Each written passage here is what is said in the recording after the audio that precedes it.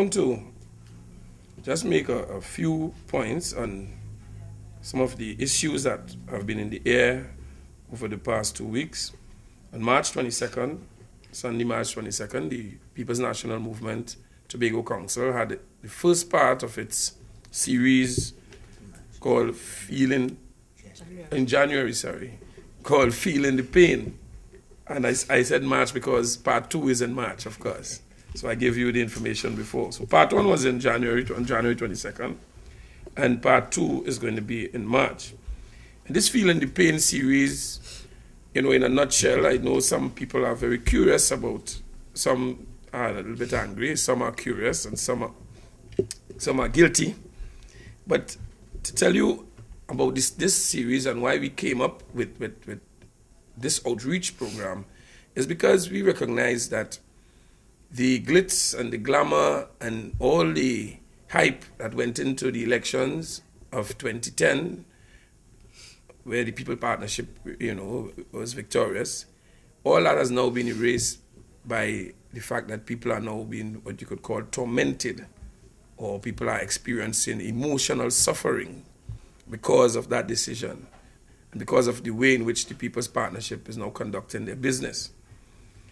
And so we want to, of course, congratulate all the people who came out to the meeting, both members of the PNM and people who are non-members of the PNM who came to the activity.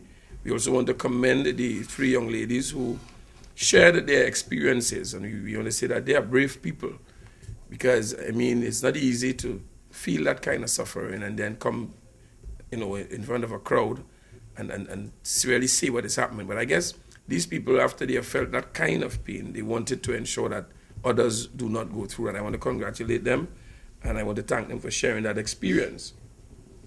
We have to recognize that the loss of a job, and we know that approximately 5,000 contract officers were fired with the advent of the People's Partnership. We know that CPEP contractors were fired with the advent of the People's Partnership. We also know that the same People's Partnership government is now starving the PNM-led THA House of Assembly and Tobagonians for funds in both the URP and the CPEP program. And it's kind of ironic, because once you do that, you open a CPEP office in Tobago. And once you do that, we are hearing discussions and talks on the ground that the colony orange is coming to Tobago. So it's kind of funny. If you're not giving the THA funds, but you want to utilize it to do your own program, you know, and it reminds me of the approach that or at least the Minister of Tobago Development letting the cat out of the bag, so to speak, and saying that who have more corn would feed more fowl. And so it tells us that when you do things like that, you didn't give the THA the funding, but you try to open your own program. It means that you're trying to say that Tobagonians are amenable to bribe and that kind, you could buy them out and all that kind of story. And it really means, therefore, that this is a strategy of the central government. It's probably a strategy of the TOP, and Tobagonians have to be aware of this and to be beware of what is happening. We also want to say that the Tobago House of Assembly and the disrespect in the Tobago House of Assembly have continued. We want to point out that how could you, on one hand, because you know the minority leader boasts about, they put it in the budget, in the manifesto, and say that we're going to give full autonomy to Tobago. Minority leader boasts about that all the time. But how come full autonomy to Tobago is in the manifesto, but what is acted out is contrary to that? We, of course, again, see the high-handed and heavy-handed approach that is used by the central government.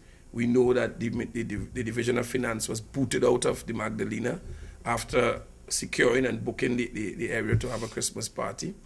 We know, too, that quite recently, Devon Maraj, either he doesn't understand the THA Act or he just has totally ignored it. And maybe he could be forgiven, you know, but we cannot forgive the minority leader who has encouraged it, because he boasts about knowing the standing order. He knows down to all the standing orders.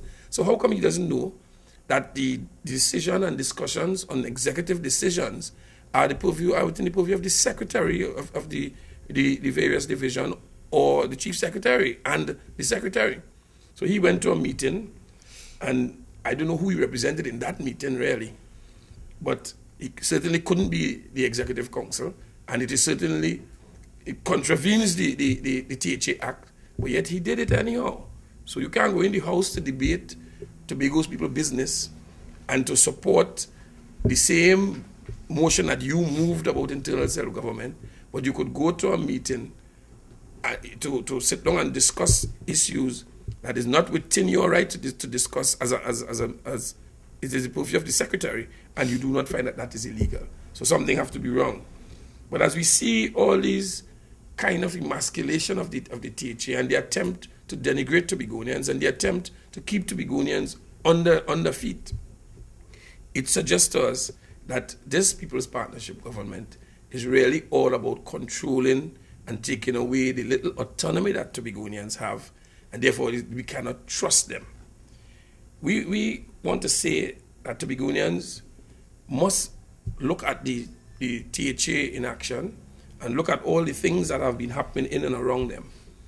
You would see the continuation of the road paving exercise, and so far the areas in Canaan, Bonaccord, Roxborough, Scarborough, Carlow Hall, Bacalet, Mount St. George, these areas have all been done, and they remember the promise is that they're going to do the road paving exercise by electoral districts. So every electoral district would be paved, and it has nothing to do with whether it is one controlled by the minority or one controlled by the majority. It is Tobago's people's business, and it is taking care of Tobagonians. We also want to look at the works that is being done in the communities, in the completion of the community centers. And there are those that have completed, and there are new ones coming on stream. And we are saying that it is a space and a place for members of the community to discover self, to self-actualize. Because when you have a public building where you could, as a young group, you could have a little fundraiser, you could have meetings, you could have seminars and lectures, the farmers could use it, the fishermen could use it. It's a community space, well equipped, all for you. And each one I know costs in excess of $2 million. These are gifts to the communities, are gifts to the people of Tobago, and it's all about the development of Tobagonians. When we look at the health centers, we have 18 health centers on the island and 3 outreach centers. All these have been done by the THA, and again, to take care of our people in Tobago. And you know, I was on a program last night, and somebody was saying that the assembly and so have done nothing. And I asked myself, when they look around, what are they really calling nothing? You drive by, you see these health centers. You drive by, you see the community centers. You see the road paving activities taking place. You know that there are home improvement grants, subsidies, and there are assistance to. So how nothing is taking place?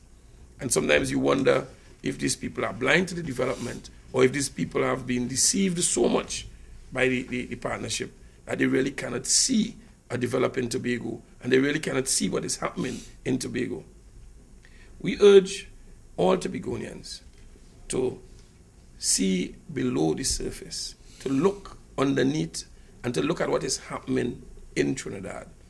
And you know, the feeling the pain exercise points to the old Tobagonian saying that says, when your neighbor house on fire, you must wet yours. And as really, you know, true Tobagonians, I know that the other people who are trying to trivialize this exercise, you know, may be being blinded. But I know the Tobago blood and the vein that is inside of them would tell them that in Tobago, we learn from examples. We look to examples and we learn. And I'm saying that the People's Partnership government have promised a number of things, came with all the glamour, came with all the glitter, and at the end of the day, immediately after, people were punished. I'm saying to you that there's a time that's going to come, they're going to come with all the glamour, they're going to come with all the glitter, and if you succumb, you will receive the same punishment. This is something that we have to look at seriously, we have to take it seriously. We were told that the election strategies, who have more corn will feed more fowl. I am not a fowl, and Tobagonians are not fowls. And I hope that we demonstrate to them that we cannot be bought or bribed, but that we are right-thinking, serious people and people who cherish our independence and our own space. Thank you.